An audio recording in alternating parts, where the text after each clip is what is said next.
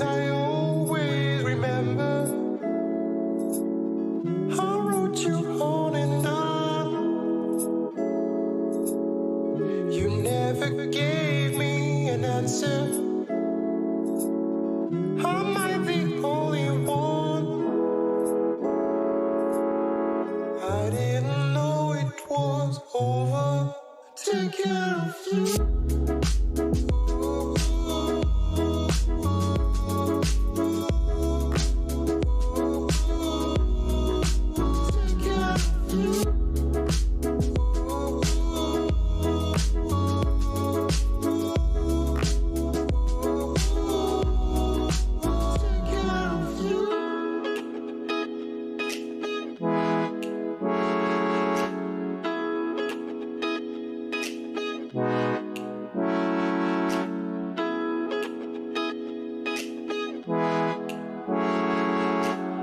I didn't know it was over. Take care of you.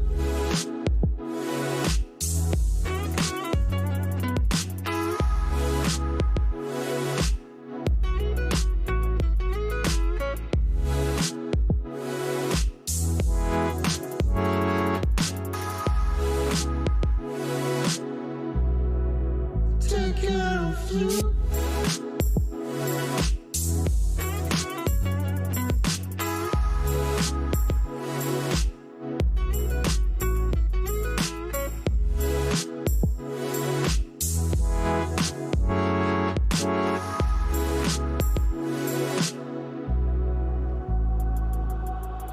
I wrote you on and on. You never gave me an answer. Am I the only one? I didn't know it was over. Take care of you.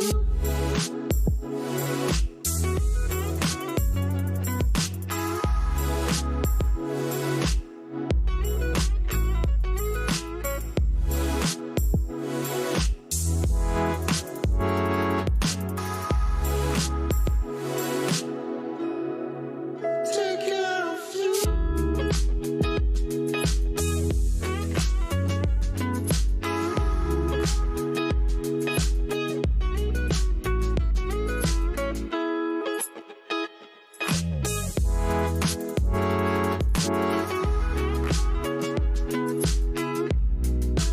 Take care of you.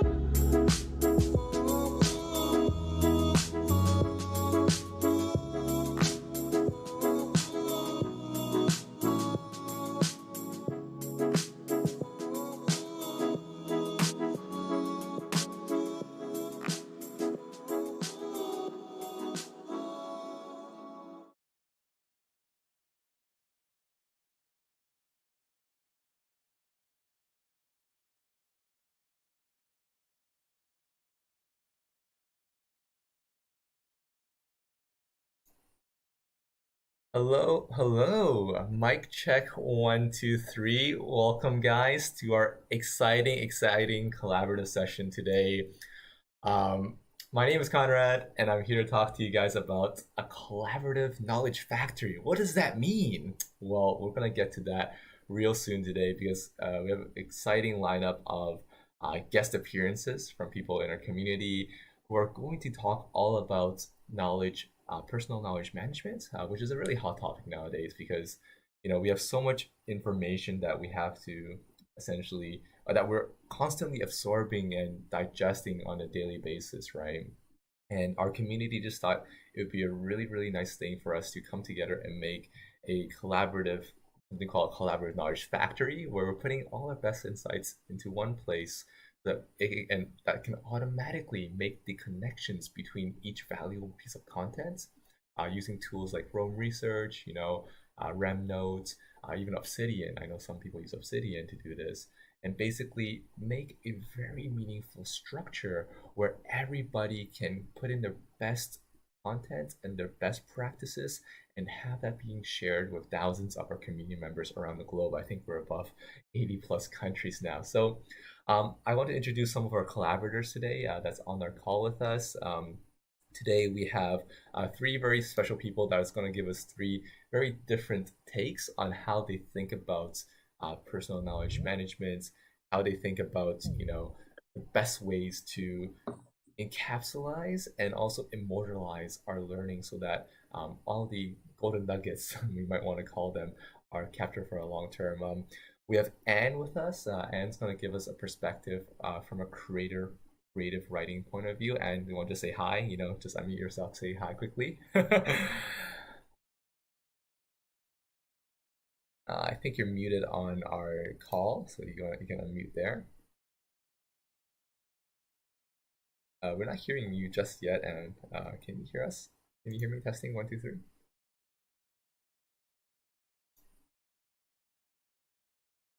Maybe we'll go to Shami next then. Shami, can you hear me? Just anybody in the Jitsi call, just double check. Yep. Okay, awesome. So yeah, since Anne seems to have been having technical difficulties, but we'll jump to Shami as well. So Shami is going to also give us a very fascinating perspective for someone having used personal knowledge management systems for a long time. You want to say a quick hi to the crowd as well, Shami? Hi, everyone. Nice to meet you all. Awesome. And really, really excited for this. Perfect. And then we also have Shania. Shania, you can kind of say hi as well. Shania is going to give us the student perspective of how she thinks about doing knowledge, putting knowledge systems together. Hey guys. Awesome. All right. So super happy. Anne, are you back? Does it work for you? Are you still muted? All right. I think Anne will fix her problem as we go on. But anyways, guys, super happy. So we have three very fascinating, very knowledgeable guest speakers joining us today that are going to be helping out with this whole process.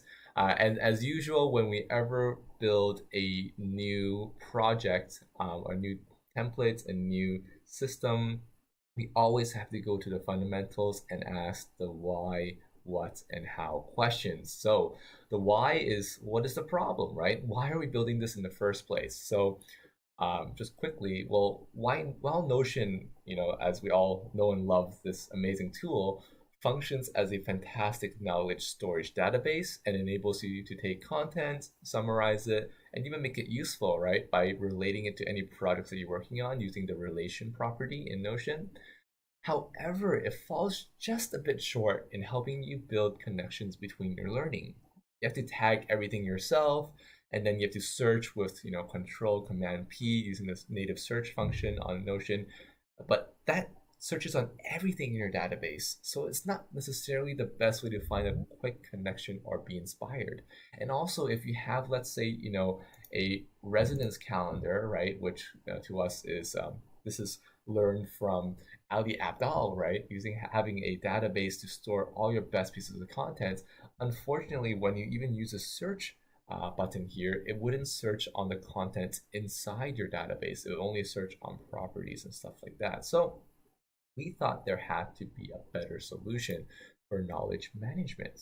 So what is the perceived solution, right? And I like to use the word perceived because perceive is interesting. Like the solution that we think about today may not be the solution tomorrow, and the solution that us as a group think about may not be the solution that's meaningful for the world as a whole.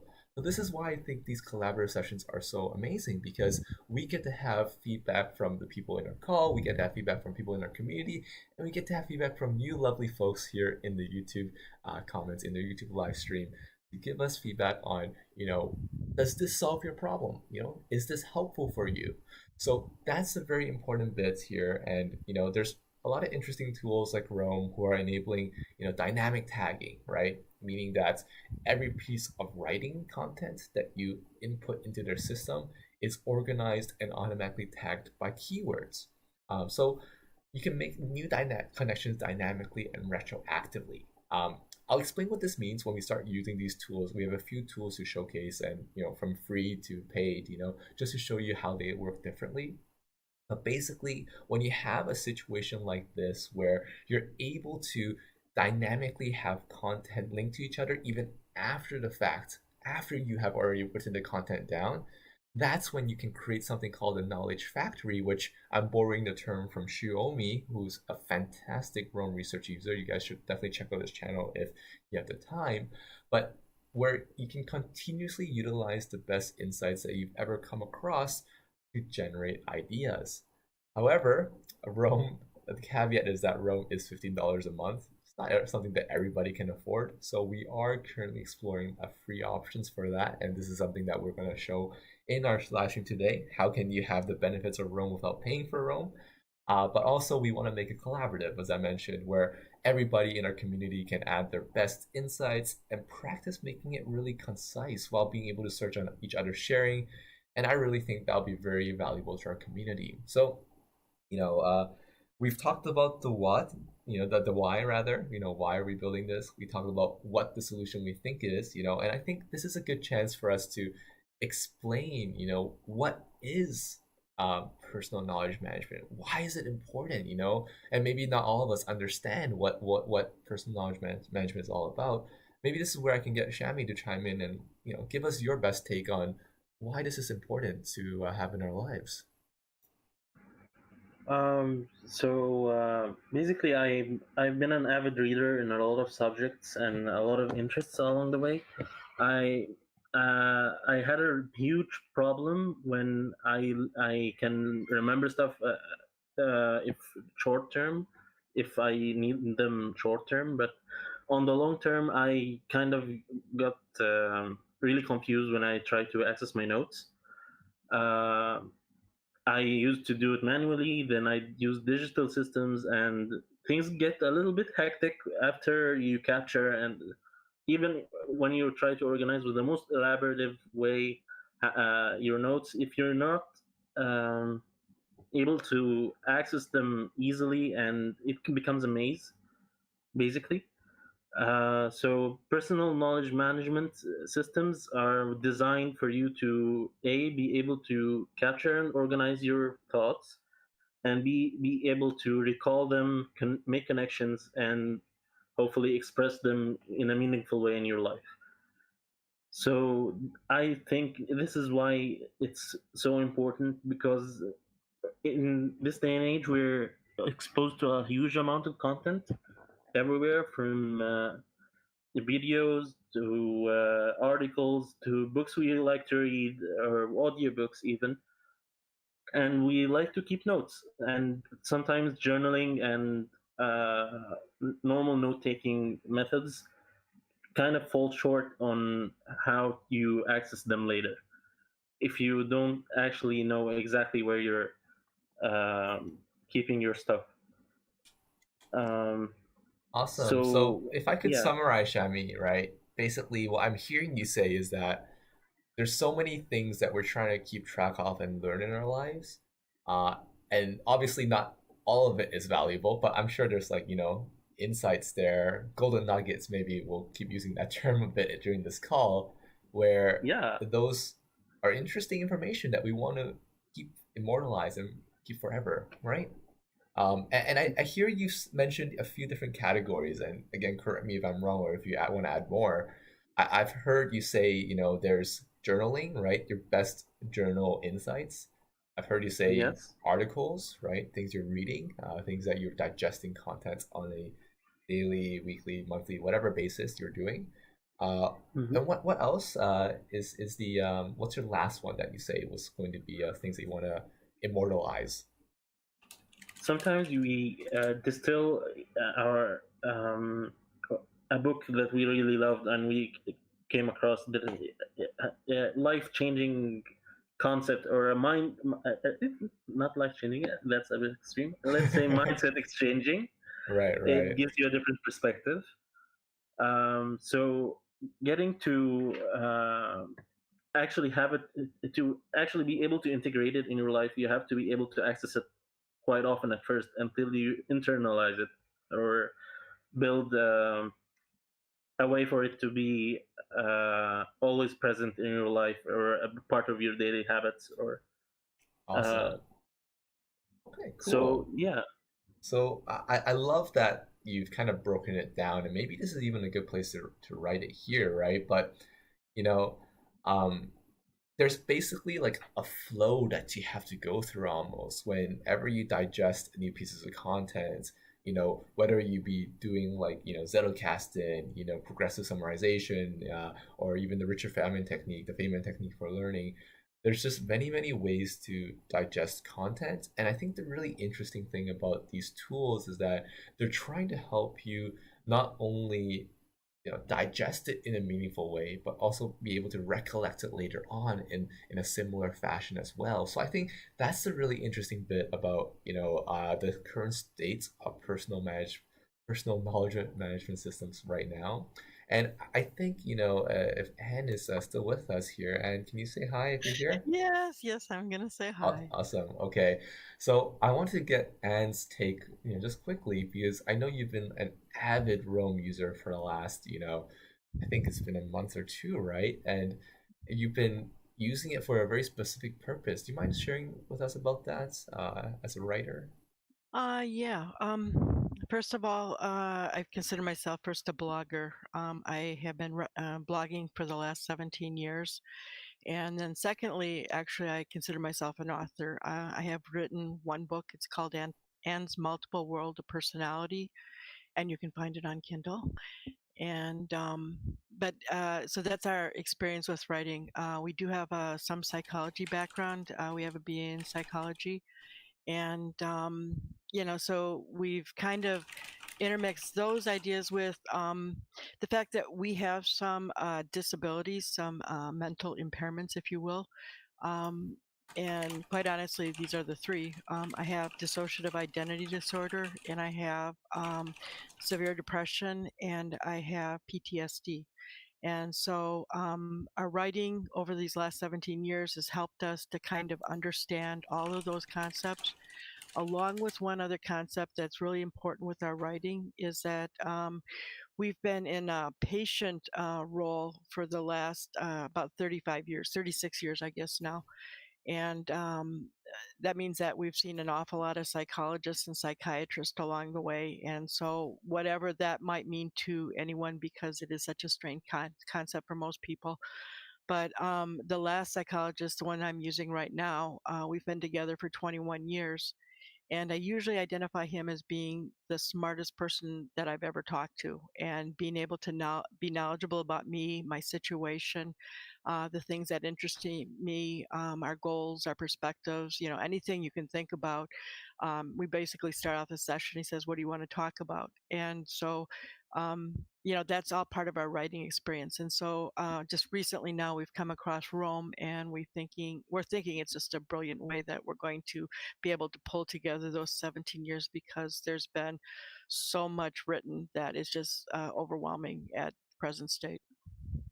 Got it. So I'll just jump in here, and because I'm sharing like a bit of the Roam workspace that you have with the community, and I think it's really exciting and interesting that you mentioned like there's many approaches, and this is what we're trying to kind of balance it out. Why we have so many different influences right now on this call, because personal management is so specific, I guess, to different people, and there's really so many ways you can handle it. And we've heard from Shami, he likes to put the golden nuggets, the best pieces of content. But you have a very interesting take, which I really want to highlight to the community, is that you have a take where you have just so much written content from the last, like you said, 2 decades of blogging, and yet you want to connect everything. You want to know how often you talk about, let's say, for example, feelings, right? This is really interesting. A good way that Roam works is that, after you write all your content, you have many entries. I showed the all pages here. You have many entries, right? Which here, you're not going to go through every single one and, find out what it's all about. But all you have to do is just set up, a page, and you do the double brackets for feelings, and you can find out exactly when and where you talked about feelings, all the references that you have. And I think that's really meaningful, because this makes it really easy to, not to say search on content, because I think searching is not the most valuable thing about these personal management systems, but rather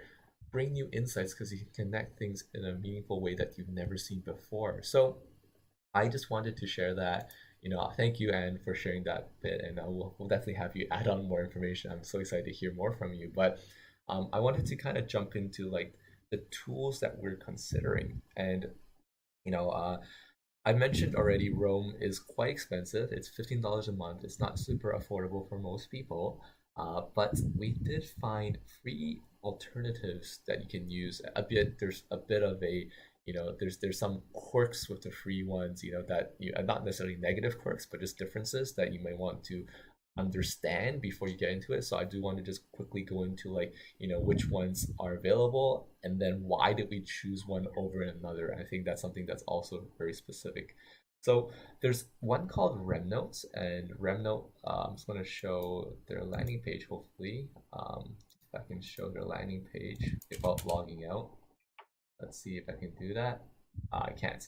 Well, anyway, Remnote is one of the alternatives to Roam, and essentially they have a very interesting feature as well. I'm just gonna bring up like an example page, for example. And not only can you do double brackets to kind of like reference something, so example, if I want to reference like productivity, right? You can do your double brackets and basically you can have a link for all the productivity stuff that you're ever talking about. Well, we have to put content in first, and I'll show you how that all works. But you can also do flashcards. So it does like a kind of like an Anki system where you can easily make certain blocks of text into flashcards, which will then automatically show up in your feed to review based on certain review like periods, sequences or frequencies that you're setting for yourself. So I thought that was really cool. I like that part of Remnote, and I think it's specifically useful for students as well. So I'll definitely have Shania talk about that in a bit. But Remnote does that. Logsec is also really interesting. Logsec is a open source version of Roam. The only issue that we have with Logsec, otherwise we would use it completely, is that it's not necessarily really easy to set up for most people. You have to sync it with GitHub and etc. And the project is in its early days. Your files might be corrupted, so we don't necessarily recommend using Logsec right now while it's so uncertain how it's going to be utilized and how it's going to have longevity. In terms of software, you want something that has longevity, right? So this one is going to be a bit something we put on the back burner, but I will say why I mention it is because we want this to be a long-term solution. Right now, if you use Remnote or even Roam Research for that matter, they don't have any sharing function. It's not like how, for example, for Notion, right now we have, hundreds of people that are able to access this document specifically because they are part of our community. We can give them user permissions. However, for Remnotes and for Roam, and even for Logsec right now, it's all only private or public. Like there's no in between. Like there's no like, hey, I want to give this email certain permissions. No. So that's the difficulty right now that we're seeing with these tools. And ideally, as we go on, Logsec will be our long-term solution for the community where we can even add on interesting interesting customization that works for us as a community and also can work for other communities as well. So that's enough about the tools. And as we start using it, so basically the summary is we're going to use Remnotes, at least for this call, because we also have a really interesting way to embed Remnotes into your Notion pages. So that's something that we're going to share about as well. So I'm really excited about that. So let's quickly scroll down, and this is where I'm probably going to get Shami to jump in from here and there, because there's really many ways to distill down your knowledge down to like that bottom layer of that golden nugget. And why I'm going to suggest this, I know we just heard Anne, share about how she likes to have all this information in the database already in Roam, and then just use these tags to bring out the insights. And I think that's great, but we're taking it a step further as well. At least the way I prefer to do my knowledge summarization is I want to be able to break everything down into like explain like I'm five. Like how can I explain like really complex topics to a 5-year-old in a way that a 5-year-old can understand? And if I can encapsulate that kind of knowledge, that kind of like short to the point, easily understandable knowledge inside something like Remnote or Roam, then basically I can have evergreen content. And evergreen content for me is basically truth and principles of the world that don't go away no matter what. Like this is like the fundamental building blocks of knowledge, and that's what I believe a valuable knowledge factory should have, because then only with those building blocks can we then build a greater structure overall. So with that in mind, I kind of wanted to get Shami's opinion here. I get Shami to jump in. What do you practice in terms of your summarization? How do you distill down, a complex article, maybe 1,000 words long, down to, mere paragraphs or, sentences even? So I really rely heavily on the progressive summarizing, Mm-hmm.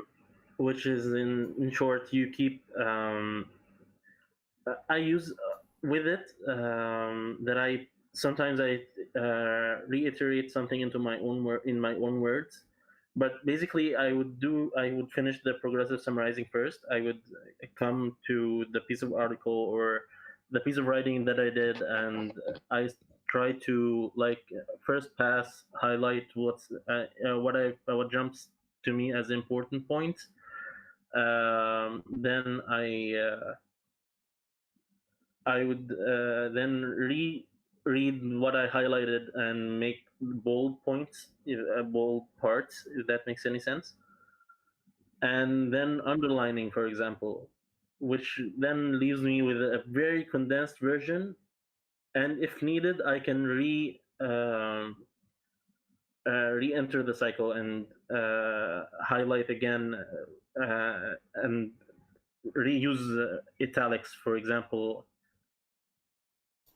Perfect. So basically, you're going through multiple passes, right? It's almost like, I'm going to keep using the factory analogy here, but since it's relevant, but basically, like almost like a manufacturing factory, go through many passes, right? You're refining the products. You're going through the assembly line, and your assembly line is always, highlights, read, make bold, underline, italics, making sure that you are gleaming out the most important bits. And I believe progressive summarization is taught by Tiago Forte, right? And that's where you learned it. Yeah, yeah. So I was a big fan of building a second brain. I didn't get to take the course yet, but I pieced together pieces from Tiago's talks, and he would give insights on how to use some tools, and progressive summarizing ended up being one of the tools I'm using, just because it's a very easy to go through process, I Mm-hmm. guess. And for someone who's my first language is not English, it's easier for me to like use the highlights uh,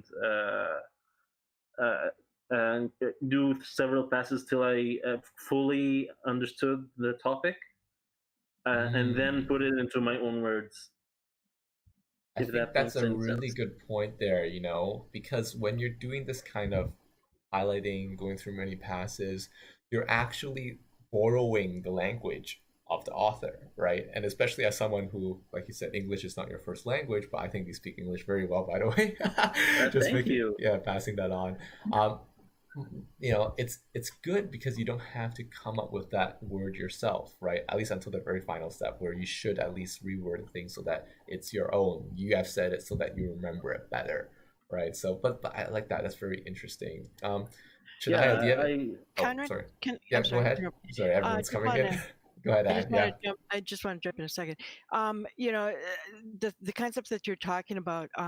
Maybe it's because I come with a psychology background, through college, but Mm, we used to call it paraphrasing, and I don't right. know if it's the same thing or not. But I know on one of my entries, the Sunday, July 16th one, where it's got 7:15:17. It's got an example of the page started like 20 pages long, and then it's like you'll see in the first one, yeah, right, no, below, okay, Mm-hmm. 7:15:17. Open that one. 7:15:17. Where's Under that? Sunday, under Sunday. Uh-huh. This is it, Okay, now go right below it, right? right a Here, little bit lower. Okay, this one. 7. Sorry. Yeah, there you go. Yeah. Open that. Okay, you can see on this one, all the places that are blue were highlighted, and then it was like on the next section, I took and I summarized everything, and so it's like if you go, oh, this goes on 20 pages, but okay, now go back to the top in that second dot. Mhm. The Go second back. dot. Yeah, close that. We're closing this. Close 7. No, Yep. Got it. close 750. Okay, that one right there. 8. Yeah. Highlighted. Okay, now this is the summary of each of those blue paragraphs. I condensed it and I made it into another version. And so it's like it started off at like 20 pages long, but by the time I got it done, because I'd converted to my own language that I was comfortable with in this tense, it was only like a page and a half long. And it was all my language. It was my language in the first place, but it was now my language again, and I owned it. Got it. No, that's very valuable. And Shania, do you have any insights on how you normally, I guess, summarize? Because I know you read a lot of books. That's something that I truly admire about you. So, how do you digest that knowledge for yourself? Good question. I do certainly read a lot of books, both personal development and a lot of uni books. So how I kind of summarize it is I read through the book first, just kind of speed reading it, and then read it again more in depth. And I don't speed read and highlight and whatnot. And then at the end of that, I look at the highlights, and because you've read it, you know the wider context. So I find like when I write those highlighted things in, I'm like, yeah, that makes sense. But then I walk off and come back like 5 days later and read it and be like, what was that about? Because like in that moment, I remember what it was because I know the wider context. But then a couple of days later, like because it's not in my own words, I actually didn't fully understand what it meant. So what I do is I put down that highlighted thing and then put it in my own words so that it kind of it reinforces that I actually understood what that highlighted phrase actually meant by putting it in my own words. So that's what I do. And then I kind of go do that with all the highlighted points, and maybe in a couple of months read the book again, and if there's new insights, I'll put that in. So just keep it updated as well. Awesome. Well, thank you for sharing all your insights, guys. So basically what I'm getting from you all is you like to read, you like to highlight, and are smarter highlight than just highlighting at every point, obviously, but like rereading, highlighting meaningfully, and then adding some kind of paraphrasing or some kind of, additional layer on top of what the author has already written to make it your own so that you remember it better and it becomes in your own words. And there's a psychological phenomenon of this actually, where if you're the one saying it, you believe it better, right? If you say it, then you care more about the contents, and that's exactly what happens there. I want to throw in how I do it because I think that, not to say it's different, but it is something that I practice and has worked for me, and I think would be interesting for our community to learn as well. I practice something called the Feynman technique, and it's pioneered by Richard Feynman. He's basically one of the greatest physicists of our time, and he has a 3R approach. Basically, it's the recollection, the reiteration, and then the simplify. Well, I guess this is not a 3R. There's another R word for this, but I like to call it simplify. It's just easier to know. But basically, how I normally go about it is the recollection part for me is, instead of just highlighting, sometimes I still do highlight when I read the book, but it's after every single chapter, right, or any meaningful breakpoints that I decide, I'll spend 30 to 60 seconds after absorbing the material to see how much I can recollect without referring to the source. This means that I'm going to try to write out the things I've highlighted without having to read back the things I highlighted. So already I'm working my brain to say, hey, I highlighted this, but was I just highlighting it? Or was I actually meaningfully remembering the content? Because sometimes we take our highlight and we just decide that the highlight means that we are already digesting the content meaningfully, right? And we have a whole system for that here. We have like a little toggle that helps us to say, hey, this is like all the highlighted points that we would have highlighted, and these are the things that we chose to remember from the book, right, or from the article. And then I hide these points, and then I try to say, how can I reiterate this, right? How can I try to teach someone else the material or write it down using analogies or acronyms to chunk the information, right? So everything up here I hide, and then I see how can I, without referring from source or even my own recollections, how can I go about, making sure the material that I'm digesting is, regurgitated from myself as simple as with analogies or chunking phenomenon, so that I can essentially make it easier for me to continuously remember it. And then the last step for me is simplifying it. So I remove all convoluted languages and I attempt to explain like I'm five. So this is one of the ways that I like to use it, just because I think with this kind of process, I'm able to remember the things I read a lot more. And of course, I think it fits in well with everything else that we discussed so far. But if you look at, for example, a page like our poetry reading recommendations, I'm just gonna pick a random book out of here. Richard Feynman's own biography, which I love this book. But basically, you can see like if I show and hide the toggle for recollection, you can see all the different things that I found that were meaningful to highlight, right, in a sense, and then meaningful to rewrite out after every single chapter. And it's quite long, so I'm going to hide that again. And basically, I go into reiteration and I say, okay, so what are the different things I learned from this article or from this book? What things I learned about learning, what things I learned about life lessons, about working effectively, problem solving, etc. And then obviously that's really long, right? There's a lot of content here that still, I may not necessarily, remember long term. So how do I explain the core concept of this book to someone who's a 5-year-old, right? So essentially, what are my biggest 3 ideas? And how I would propose you use Remnote. And again, you can choose to integrate at any point. You can say, hey, maybe you prefer to be like Anne and you want even the summarization process to be inside Roam, Remnote, whatever tool you use, no problem. So maybe at the recollection stage, you already get it off Notion and you already put it into Remnote or Roam. Maybe you're someone that wants to have more depth knowledge, right? Maybe the summarizing, the end summary of the 3 points is too little for you. There's a lot more points that you want to make sure ends up inside your factory. So then so basically, again, the analogy is you want to have more refined materials inside your factory instead of the raw building blocks. That's totally fine as well, right? So then you can input this stuff into your Remnote and Roam instead. Or the last point is if you want to just have the biggest 3 ideas, the biggest 5, that's something you can do as well, and that essentially would be just those points. Now let's show you how this works. So I have a process here where I show, hey, we have built a embed basically to embed things like Remnote into the space. So I'm going to show you how to get rid of this error. So you don't have access to the document. I'll show you how this works. But basically, this is just because we changed the document name, so it isn't there anymore.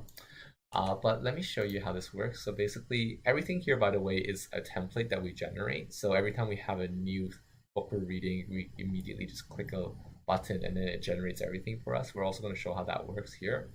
But how this will work here now is I'm going to add a divider just at the end here. And we're going to add a embed block. So embed. And then you paste this embed block. And by the way, I haven't figured out how to use this for Roam research yet. I've only been able to do this for Remnote. So that's just something on why I like to use Remnote. But basically, there's a way where you can essentially embed this piece of this technology, right, into your workspace. And you can obviously make it as big as you want, right? You can make it bigger. But now I can start copying and pasting in like the important parts that I care about. And again, maybe I want only the biggest 3 ideas. Maybe I only want, all the interesting insights up there. And I'll show you both examples, right? So let's copy and paste this in. So I copy and paste it in. These are my biggest 3 ideas, right? And just scrolling down a bit, format it just a bit better, so these are my biggest 3 ideas. And the cool thing about, again, tools like Remnote and Roam Research is that you can instantly jump into each bullet point and make them their own pages as well, which I think is really cool, right? You can make them their own pages as well. And of course, you can make them into flashcards, which I will show near the end of this call. Basically, I just didn't need to do that. But basically you can see like, hey, these are biggest three ideas, these are the three things, and I can click into the dots to see more information about them. And this is going to be this page for this. Now, let's say I have more resonance items, right? I have more things I'm digesting. And I'm basically going into, let's say, another book that I really like, The 10 Pillars of Wealth Mindsets by Alex Becker. Really fantastic book. And again, under recollection, I have a bunch of stuff that I've written down just to like, my floating thoughts as I was reading the book, as well as my highlights. And then I reiterate, which again was long, and then I simplify, which is a lot shorter. But again, the same thing here, where again in the future, I'll show any future resonance items are going to be automatically generating this Remnote embed. But for now, I'm just going to do it manually just to show you, like, in case you already have information you've stored, how do you store it? How do you move it into a tool like Remnote? So you can create the embed here, it starts embedding, and you can see that the embed for this is different from the other embed. This one's about the 10 pillars of wealth. And of course, if you ever access this resource through Remnote and not through Notion, you'll also get the link to go back to Notion. So what we're trying to do is we're trying to say, hey, you can stay entirely in Notion if you want to. You don't have to leave Notion.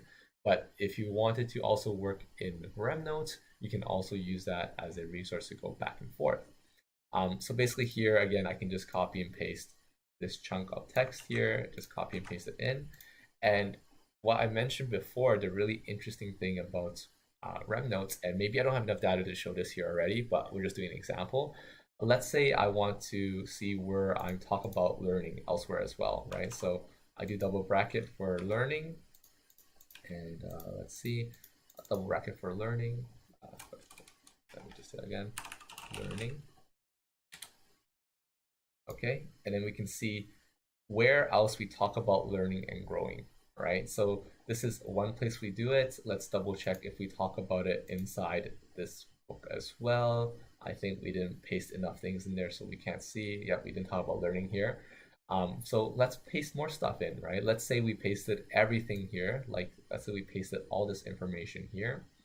I'm sure we will have learning show up in both places. But again, the idea is that you have enough fundamental building blocks from, so many pieces of content you're digesting that just creating these links is really easy. But again, you see like everything here is hidden underneath this learning, which is great. So it becomes a subheader, a header, and then, sub bullet points beneath that.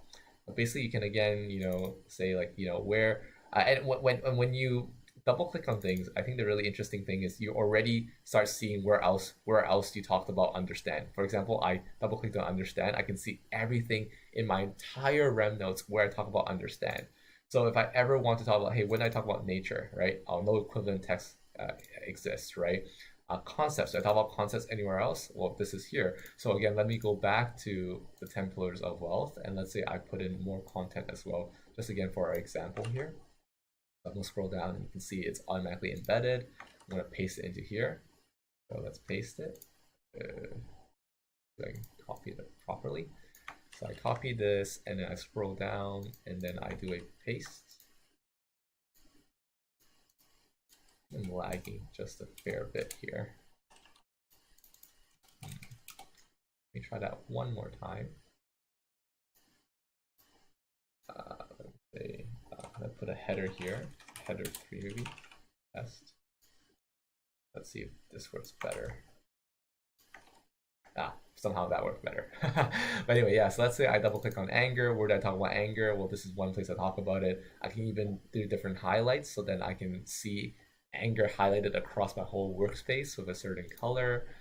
Risk, when I talk about risk, planning. So I think it's really, really interesting, like how this already helps you like link your different thoughts together and link different insights together. And this is where I kind of take a quick pause. I'll let people kind of ask questions based on what I've already done. I know Dean has a question, so she asked, so you don't look back at the original source text during recollection, reiteration, or simplify.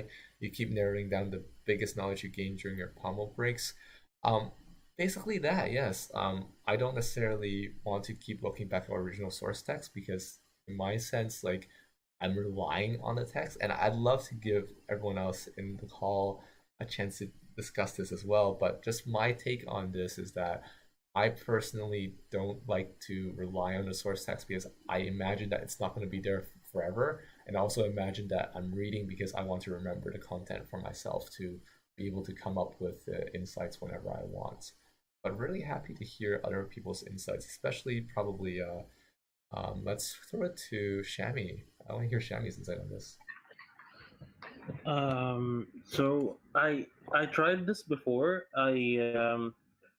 Well, I was one of the people who would carry all the books that I'm currently reading in my bag, and then when I was looking for something and I was talking to someone, for example, trying to explain a basic idea from something I read, and I wanted to look back at it, I had a really 5 minutes or 10 minutes is a long time for just to get to a quote or a part that I really like, and I keep skimming through it to like actually get to it. So I think by summarizing into a golden nugget, as you were saying, kind of saves me the time I need when I don't need to, especially if it's a really big book,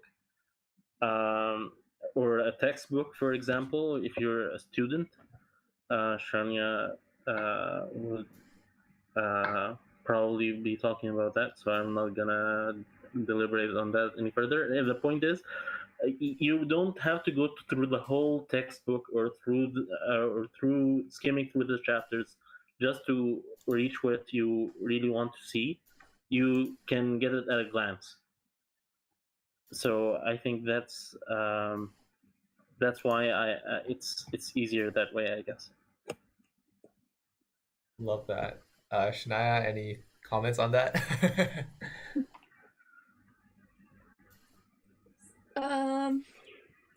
I actually think this is a great idea because usually when I'm writing in textbooks, if I'm looking at a specific topic for, say, an essay or an assessment, like obviously previous years, there's been some notes that I can bring into that essay, but like it's very hard to find it. Like, you know, all my notes are either on Everbright, like Notion, Apple Notes, and to actually filter through all that takes a lot of time. But I guess when you're mentioning Remnote and how you can just kind of look up like a word or a topic or whatnot, and having all that information in there, it would be quickly accessible and I would find that information quite quickly. So I reckon it would be very beneficial to me, actually. Yeah, and I think to your point too, just to also add on, and I agree, there's a lot of interesting insights there. Let's find an interesting insight here, uh, and make it a flashcard because I think flashcards are really the one of the coolest things about Remnotes, and I want to share with the community as well. Where if I had this when I was studying, I think I would have been a lot more productive. I think my studying would have been a lot better. But basically, like you know, let's find something interesting. Let's find an interesting piece of insight here that we want to make it into a flashcard. Let's see what we can do. You know, because these are more ideas, not necessarily, you know, I'll have this. Let's have this. Why ask questions, right? And then I'm gonna add a double. So when you add a double colon, basically it will make a flashcard, and everything after this, after these double colons, will become your flashcard content. That's really cool. So how does that work, right? So let me show you guys. I'm gonna switch over to my other place. So I first have to press enter here, I believe. Let's see. Oh, there's a little space you gotta put. Okay, 1 second. I'll do it from scratch so I can show you guys. So why ask questions? You double do that, and I can paste that. So then when you press enter, it automatically formats for you. And then what happens here? We continue to do this. So if you click on Q, so let's go to here. We go to Q.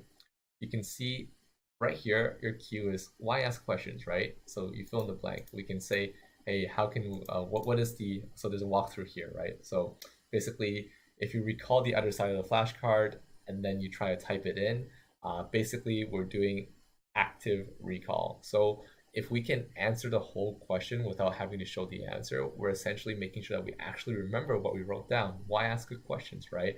And so let's pause the walkthrough for a second, and then let's fill in the blank. Oh, jumped around a bit. You guys still see this? Yeah, okay. So basically, you can practice the rem, you can practice the card, like you can keep seeing like the information, and you can just keep making unlimited flashcards like this. And I think it's really cool. Like you can even like score how well you recall this information. Like, did you recall it immediately? Did you recall it, with minimal effort? And there's a lot of like, you know, key insights that kind of help you go through. And you see there's different cues. So basically, like everything that you build, you can even have like automated kind of data entry systems. So let me show you what I mean by that. So let me exit out of this.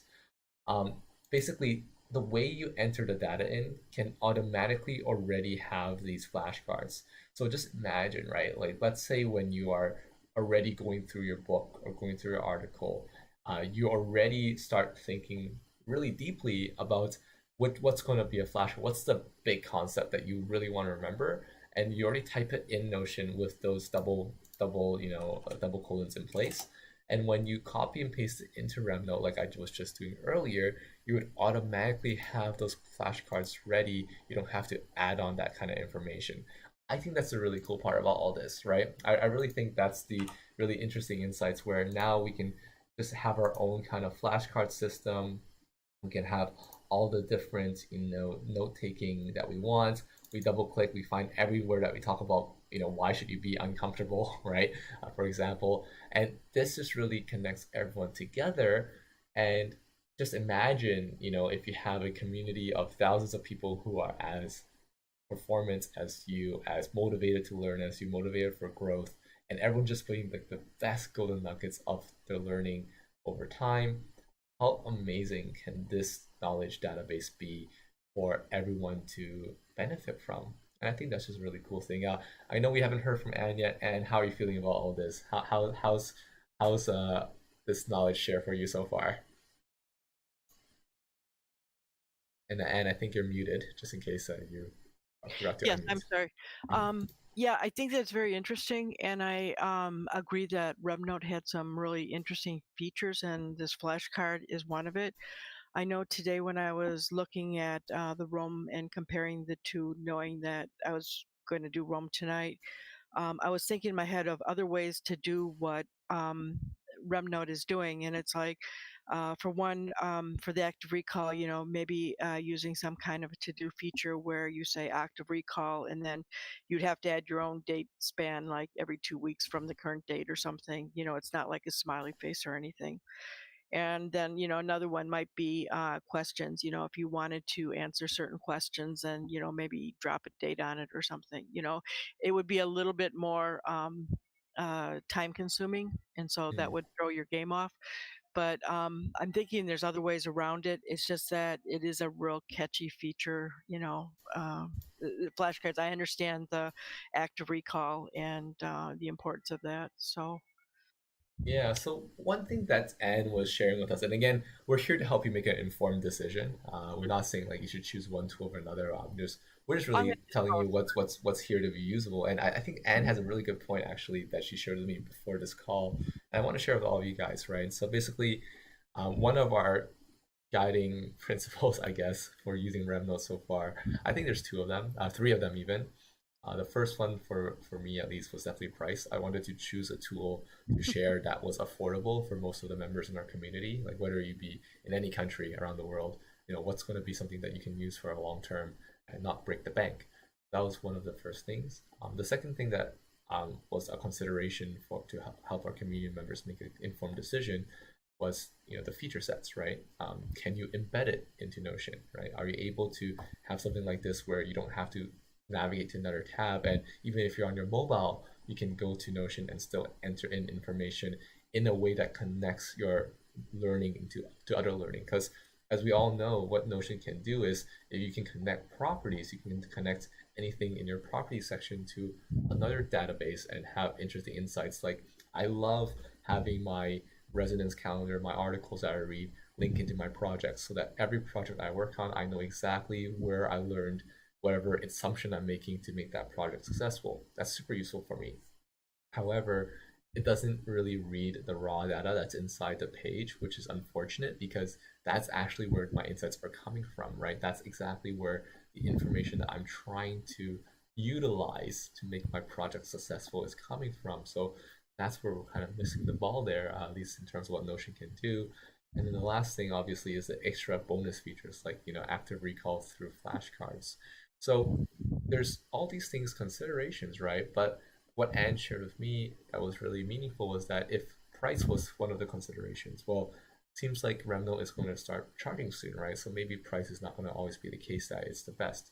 Where I'm going to jump in and say there's really interesting or really easy ways to export your data out of systems like Remnote and out of systems like Roam, which is really good because when you export, like the difference between exporting data out of Notion and Remnote, for example, would be like when you export data out of Notion, they give it to you in like a CSV file that is not really importable into any other database system other than Notion. Actually, I'd even say if you import it back into Notion, it still doesn't work. Like if I wanted to export my entire workspace and then import it into someone else's workspace, it doesn't work well. Like it's not one to one, it's not perfect.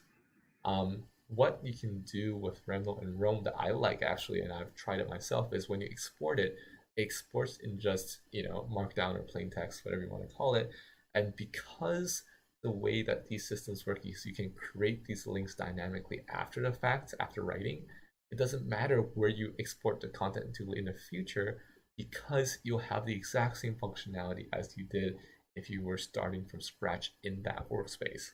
So that's something really interesting for me because that means that whenever we get logsec working, which is again the open source equivalence, whenever we get a way that we can build our own server, we can host it for our community, we can have individual user permissions, everyone can log in by themselves, then that's the much more meaningful way where we can work together collaboratively. And again, we just need to export everything out from Remnote using like one click of a button and within a few minutes.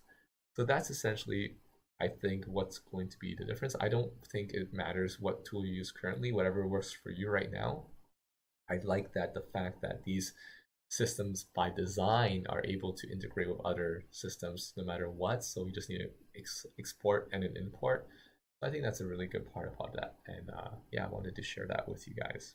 And one last thing is the API. I hear API all the time without understanding what that means, but I understand as soon as you do that, things start communicating better. So that'll be a whole new game. Yeah, so I actually wanted to show something in regards to API, but I'll pause on that real quick because Dean has a lot of questions, and I want to make sure we answer that. Um, so Dean has a question for Shania actually. Hey Shania, as a student, you're going through an incredible amount of data and sometimes juggling 7 to 8 courses in a given semester.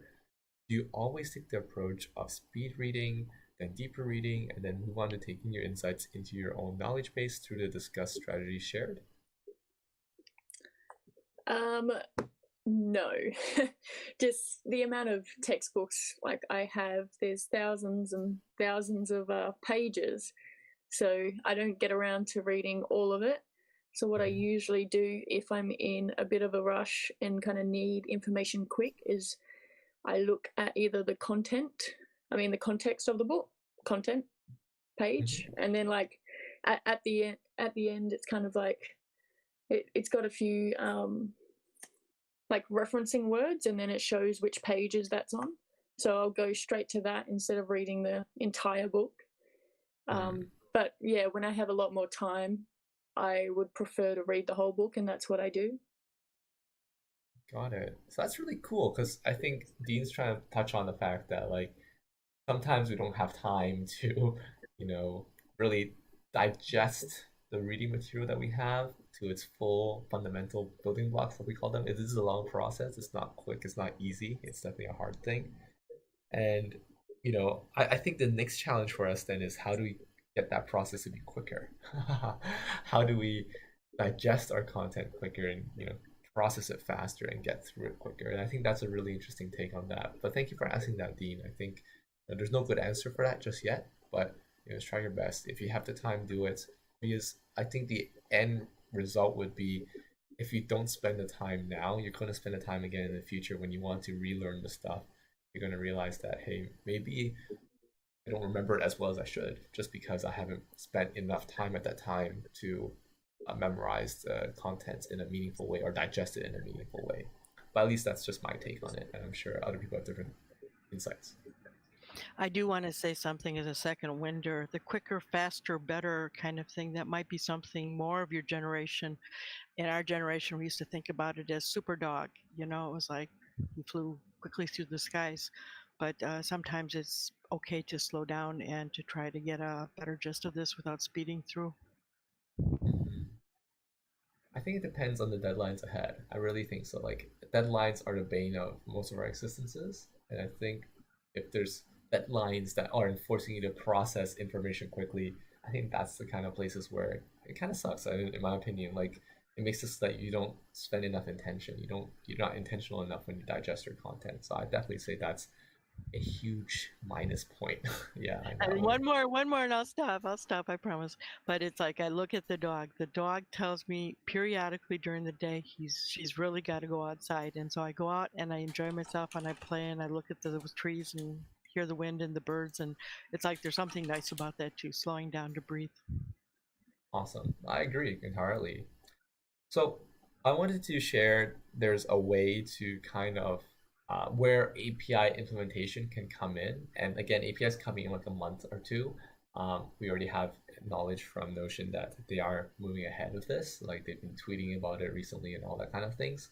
So I wanted to share exactly how I would do use the API to improve this process and how I'm using this process now. Okay. So I think that's really interesting that I want to make sure everyone can appreciate. So right now, like I mentioned, every time we create a new residence calendar, a new residence item in our calendar, we have a absorb into long-term memory kind of process, right? So like I said, I like to do recollection, reiteration, simplify, and I like to add an image of the book cover just to remind myself what I'm reading. So what I'm going to do here is I'm going to grab Remnotes just on the main documents page. I'm going to copy this link and I'm going to paste it into here and I'm going to make it a embed. Now when I make this an embed, obviously it's just going to be the main page, right? It's just going to be the main page. It's going to show you everything, which is not what we want. So I'm going to be clear. That's not what we want. So I'll show you what happens, right? So let's say I create a new residence item, whether I use the Notion web clipper or I'm just adding in because I remember how to do it. I remember I want one now. I click absorb into long-term memory. Let's say this is just example book ABC, right? And of course we can fill up everything, you know, what kind of, is it a TV series, is it an article, movie, podcast, academic journal, what's my rating on it, you know, is it what am I tagging this with? A lot of things I can do, but I just want to focus your attention here first. So basically, we can go through our whole process of like, hey, recollection, reiteration, simplify. But because this is going to be a new document, what we're going to do is we're going to do plus new document here. And then we're going to call it, what is this? Example book ABC, right? So example book ABC. We're going to copy the URL of this page. We're going to paste it into there. And then one more thing we're going to do is, just because we mentioned this was a book, we might as well just make sure this is a book. Maybe this is learning and whatever, right? We're just adding in context. But here's the thing that happens. If I refresh the page, let me show you what happens. If I refresh the page, because the embed's home link is not actually the link that we just had, it's this main link, right? So what do we do about that? How do we get to that specific page? Because that's what we want. We don't want to go back to this, you know, master page. We actually want to go back into the immediate page that we're working on, the example book ABC. So right now, the best way I have to do this is just essentially, there's a share button here, I believe. Let's see. I don't know if it's export. Is it export? No, it's not export. Okay, so the best way I know how to do it right now, which is not a fantastic way, is to go into Remnotes, finding the example book ABC, and then copying that URL, going back here, and then changing the embed URL. So I replace, and I change the embed link to this link instead. So it'll be directly into that example book ABC page. I don't like it because it takes me away from the experience. Like I said, it should be automatic. So in the future, what the API can do is that every time I create a new resonance calendar item, it will automatically create an embed block that is specifically going to that page. For example, book ABC. It will automatically pull the URL of this page to, to use as a source here, and it will automatically sync the name of this article or book or whatever directly into Remnote. And there's one more thing that I can do with the plugin with the API is that I can even create a block inside the space where I just type it once inside the block and it will show up for both Notion and for Remnote or whatever tool we use. So that's what API can do, like to answer your question, and basically making sure services talk that don't normally talk and creating connections where there are not normally any connections. So in that way, we have a lot less manual because like you just saw, I would have to go into Remnote itself to pull out the URL so that this is always going to the right one. I think there's a better way. I just haven't figured it out yet. But there should be a better way. But right now, this is the best way I can find in terms of like how do you go in and essentially make a specific page inside Remnote and link it to Notion. There is that little bit of a manual thing to do, but yeah, that's basically a way you can automate things. I also wanted to share that, I mentioned before that you can customize the space repetition schedule. So you can kind of change it like, hey, do you want 24 hours, 4 days, 10 days, 21 days, depending on what you have selected. You remember when we did the flashcards, right? When you do the flashcards, you say, hey, I didn't remember it easily, or I did remember it easily. Basically, it'll have a smart way to show you like, hey, then should you see this again in 4 days or in 10 days? Since you said you're so good at remembering it, come back in 10 days, right? Let's see if you really got it down. So I think that's super cool as well, and very, very meaningful in my opinion, in terms of how do we use this. Yeah, I think there's one more thing I wanted to get Shami to chime in on, which was Zettelkasten. Zettelkasten is all the rage now. What do you perceive Zettelkasten as, and how is it different from all the methodologies we talked about already? So my problem was actually linking stuff together. I would use categories at first, which wasn't turning out very well because you can have several things related to each other that are not really, they don't really fit into the same category, but you're trying to make you link to come up with new ideas. Um, uh, like Leonardo da Vinci had this concept of that every thing that he would know or learn, he had to somehow make a connection between what he just learned and something that he already had. So making connections was really hard for me, and recalling from different references was really hard. So I think excuse me if I use the term notebox method. It's the translation, just because I can't pronounce the name yet. Right. So Zettelkasten. yeah, Zettel. Kasten. I don't know actually. I might be saying it wrong too. We don't know, guys. it's German. Yeah, I'll save myself the embarrassment and just call it Sure. the card box. So basically, the connections that making connections, and I tried it manually, and it was a lot of work to set up. So having Remnote and Roam and Logsec to do that for me by just like creating just by doing the square brackets and having everything just linked together, and helps me to see connections that I would normally not be able to see otherwise. I have to have them all in one place, which is not really. Your screen is kind of limited. You can't have like 5 open windows. You can, but it'd be really frustrating. So having all of them in one place is kind of a big time saver. Um, and making connections and linking it to something you already learned, or even something that is from another field, is one of the ways you can come up with great ideas. Yeah, like how Starbucks, for example, customized the whole coffee experience when they started. If that makes any sense. Uh, I hear you. No, so basically, if we could summarize that, Zettelkasten essentially is just a method of connecting your thoughts in a way, right? And that only happens after you have your permanent notes, so to speak, right? Your golden nuggets.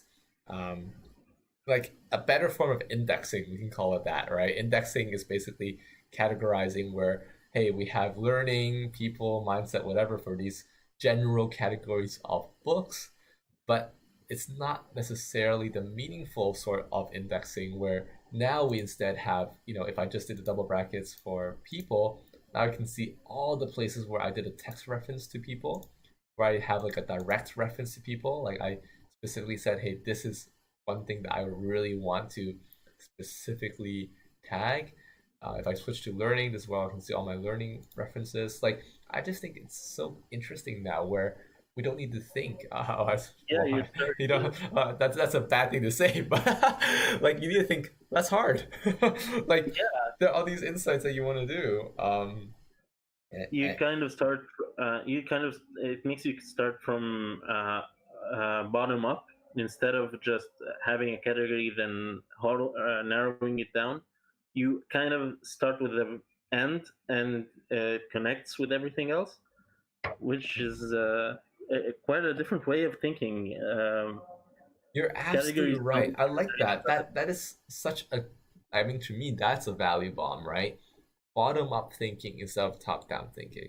You know, top down thinking is useful if you already have a directive. If you already know what you're aiming for, top down thinking, you should go for 100%.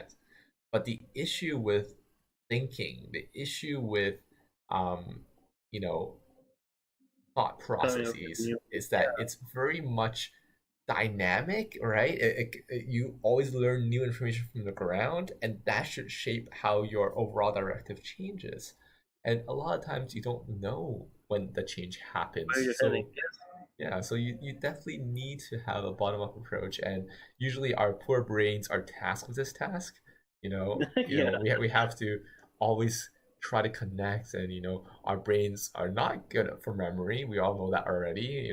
Remembering things like what did you even eat yesterday? I'm sure half of you guys have trouble saying it out loud unless you wrote it down and meaningfully digested that and say, hey, I remember because I wrote it down in my journal. That's different, right? But if you just did things and you don't remember, didn't write it down, you don't remember. And so I think this is a very interesting point to kind of end off on today, where we're saying like, hey, you know, we have now come up with a system that helps us not only store information for the sake of storing it, but rather make meaningful connections between everything we learn, right? And of course, we've taught you also how you might consider summarizing all the content that you learn into meaningful and easily digestible chunks, if not for yourself, for people that you care about, that you want to learn from your learnings, right? And then how do you put it all together so that a community can build a really strong knowledge factory together and generate new ideas, right? Bottom up, and generating the directive. So I think that's it for me for now. I think there's a lot that got shared today, and um, I'm so glad that we had the chance to share it. Any last thoughts from you guys? I want to give you guys a chance. Any last things you guys want to say? Last learning points. Maybe we can jump to Anne or Shania. Do you guys have anything last things to say? Um, I, I would like to just say that I'd love to come back in 6 months, and it's like I've just been new to Rome, and I would like to see what happens developmentally, somewhere down the line, And the last point is with Shami's idea of connections. And I know he kind of started with that, and it's kind of been ended there. And it's like it's one of the most exciting factors that I've ever seen as a writer, is that you could double bracket something and it'll come up in something else, more like towards the top, and the ideas are just they just magically swim together, and I think that's the most exciting thing of all. 100%. Thank you for sharing that. Shania, anything from you? No last minute thoughts. I actually really enjoyed this, so I'm excited to kind of explore the Remnote realm. Awesome, guys. And if you guys are part of our community, that's co-x3.com. Basically, you guys will have access to our collaborative knowledge factory. How it works is we're just going to be sharing one login for Remnotes. If you guys want to work on it together, like our concrete collaborative database. Of course, if you want to have your own, Remnote is completely free. That's why we're recommending it for now to use. We are going to build up Logsec to see how we can use an open source software, customize it for our particular needs, and make it even better, hopefully, than all the tools out there. But yeah, I love having you guys here. Thank you so much for tuning into our session today. Really exciting talking about all this stuff. If you guys have more questions, feel free to chime in. Please remember to comment down below if you liked this session. Give us a thumbs up if you enjoyed it. We're always testing out new ways to have more interesting collaborative live sessions. These build with me's, I think they're really interesting. And of course, as we continue growing, we're going to have different kind of segments. I know someone asked us today to have, cameras on. Unfortunately, our bandwidth wasn't able to handle cameras on when we tested, but hopefully that changes soon. But yeah, super excited, guys. We have next week coming up, we're going to be covering student templates in Notion. We're going to be building that with Alyssa.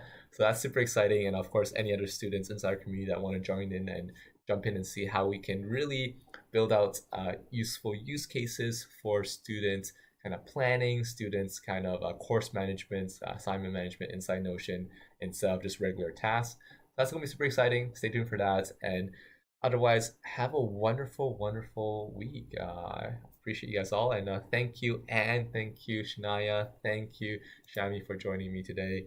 Really appreciate it, guys. You guys all take care. You're welcome. See ya. Night. See you all. Good morning. Bye, guys. Good morning.